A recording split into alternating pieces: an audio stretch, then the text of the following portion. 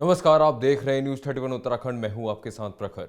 देहरादून में मुख्यमंत्री पुष्कर सिंह धामी ने हेलीकॉप्टर दुर्घटना में सीडीएस जनरल विपिन रावत और उनकी पत्नी मधुलिका रावत के साथ ही बाकी अधिकारियों की अचानक हुई मौत पर गहरा दुख जताया है।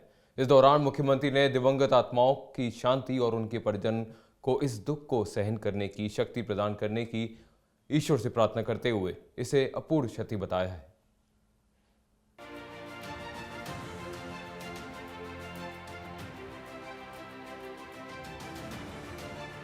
प्रदेश के मुख्यमंत्री पुष्कर सिंह धामी ने सीडीएस विपिन रावत के अचानक हुए निधन को देश के लिए अपूर्ण क्षति बताते हुए कहा कि देश की सुरक्षा के लिए जनरल रावत ने महान योगदान दिया है।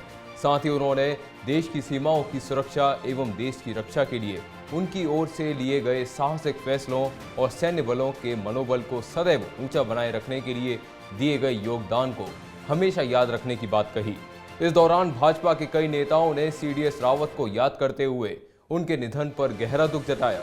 वहीं इस दौरान उत्तराखंड प्रदेश कांग्रेस अध्यक्ष गणेश गोदियाल, प्रदेश प्रभारी देवेंद्र यादव समेत पार्टी के तमाम नेताओं ने भारतीय सेना के सीडीएस जनरल विपिन रावत के दुर्घटना में हुए आकस्मिक निधन पर गहरा शोक जताया है। साथ ही कांग्रेस नेताओं ने कहा कि सीडीएस जनरल विपिन रावत का असमय निधन भारतीय सेना की अपूर्णीय क्षति है।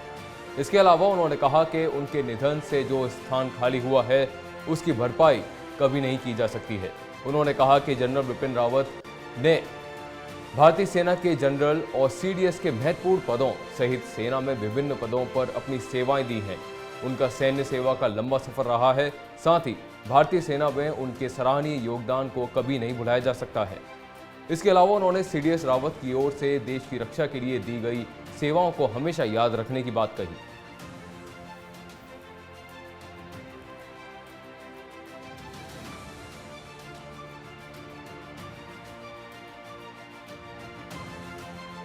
आज हमारे लिए बहुत बड़े दुख हमारे सामने आया है और बहुत हमारी अपूर्णीय क्षति हुई है। जनरल विपिन रावत जी के जाने से उनकी मृत्यु का जैसे ही संदेश मिला है, सारे उत्तराखंड वासी, पूरे भारतवासी सब बहुत दुखी हैं। उनका जाना निश्चित रूप से एक बहुत बड़ी क्षति है जिसकी पूर्ति नहीं हो सकती है। और उन्होंने मैं व्यक्तिगत रूप से भी, चूँकि उनका जाना मेरे लिए व्यक्तिगत क्षति है, साथ ही साथ भारत के साथ उत्तराखंड के लिए बहुत बड़ी क्षति है। एक सैनिक पुत्र होने के नाते हमेशा उनके अंदर इतनी सादगी, सरलता थी कि हमेशा वो मेरा मार्गदर्शन करते रहते थे। अभी कुछ दिनों के अंतराल में ही मुझे उनके साथ मेरे पिताजी की जो रेजिमेंट है, महार रेजिमेंट के सेंटर में उनके साथ जाना था, लेकिन बीच में ही नियति को कुछ और मंजूर था। आज उनके परिवार पर जिस प्रकार का एक कष्ट आया है, बड़ा कष्ट आया है, और मैं समझ सकता हूँ एक सैनिक पुत्र होने के नाते कि उनके परिवार पर क्या बीत रही होगी। मैं भगवान से प्रार्थना करता हूँ, उन्होंने संपूर्ण जीवन भर माँ भारती की सेवा की है, राष्ट्र की सेवा की है। भगवान उनको अपने श्री चरणों में स्थान दे और उनके सभी जितने भी उनके शुभचिंतक, चाहने वाले, उनके पारिवारिक जन सभी को इस दुख को सहन करने की शक्ति प्रदान करे। ओम शांति, ओम शांति, ओम शांति। आज देश और उत्तराखंड के लिए बहुत ही दुखद दिन है। देश के सीडीएस जनरल रावत, उनकी पत्नी और 11 अन्य जवान एक हेलीकॉप्टर दुर्घटना में जिनका बलिदान हुआ, जो शहीद हुए। जनरल रावत ने जिस प्रकार सेना को आधुनिकीकरण किया, जिस प्रकार से उन्होंने सेना के बीच में जो हथियार थे उनका आधुनिकीकरण किया, निश्चित रूप से जनरल रावत हमेशा इस देश के युवाओं के लिए एक आइकॉन के रूप में उन्होंने काम किया है। जनरल रावत ही थे जिन्होंने पाकिस्तान के समय जब युद्ध की स्थिति बनी थी, उन्होंने कहा था कि हम पहले गोली नहीं चलाएंगे, लेकिन यदि उधर से एक गोली आई तो फिर हमारे जवान गोलियां गिनेंगे नहीं। चीन के साथ जिस समय स्थिति तनावपूर्ण थी, तब उन्होंने चीन को भी इसी प्रकार की चेतावनी देने का काम किया था।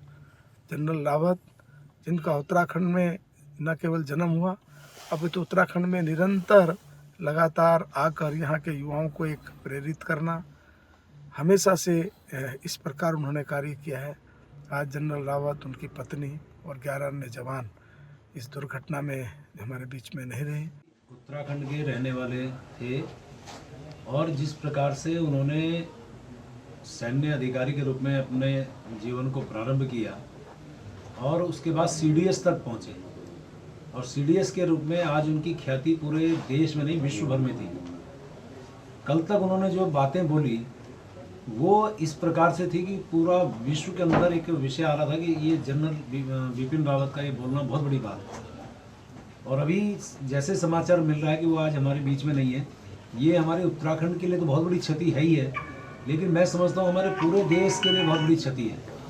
उत्तराखंड के वीर सपूत और इस देश के गौरव आदरणीय विपिन चंद्र रावत जी आज हमारे बीच में नहीं है।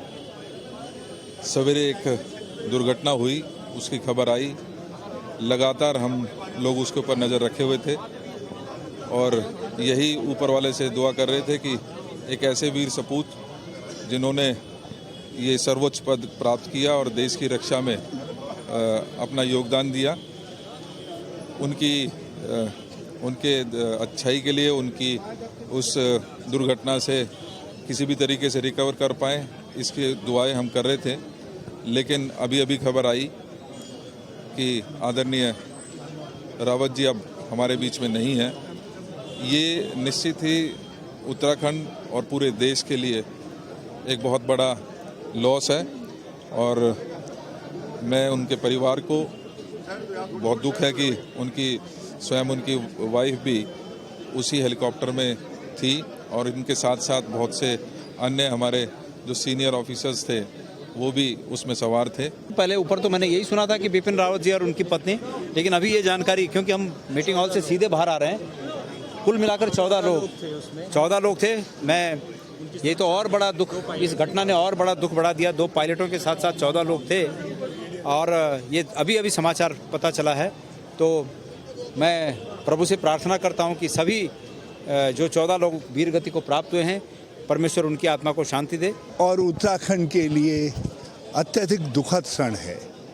सुबह जब उनके हेलीकॉप्टर की दुर्घटनाग्रस्त होने की खबर आई थी तो थोड़ी आशा बधी थी और हम सब लोग भगवान केदारनाथ बद्रीनाथ से प्रार्थना करने लगे थे कि जनरल बिपिन रावत हॉस्पिटल से बाहर सशरीर जीवित आए।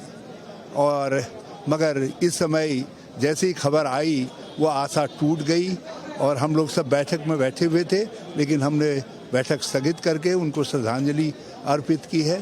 पूरा देश शोक संतप्त है, पूरा उत्तराखंड शोक संतप्त है, पूरी कांग्रेस शोक संतप्त है और उत्तराखंड का एक और लाल जो देश का गौरव का प्रतीक था वो आज हमको छोड़ करके चला गया। उत्तराखंड से जुड़ी तमाम खबरों को देखने के लिए हमारे चैनल को सब्सक्राइब करें और बेल आइकन दबाना ना भूलें।